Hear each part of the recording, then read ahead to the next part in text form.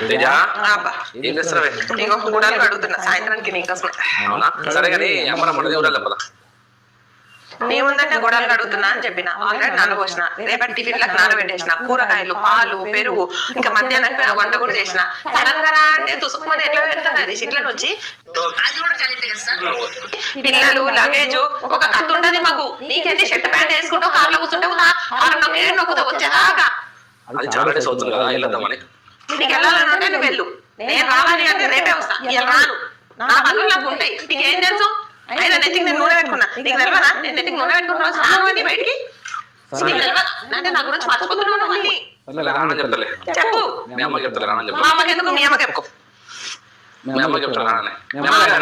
మీ అమ్మనే రమ్మన్నది. ఇప్పుడు చెప్తున్నాను, ముందే చెప్పాలి కదా. ఎప్పుడు వేసింది?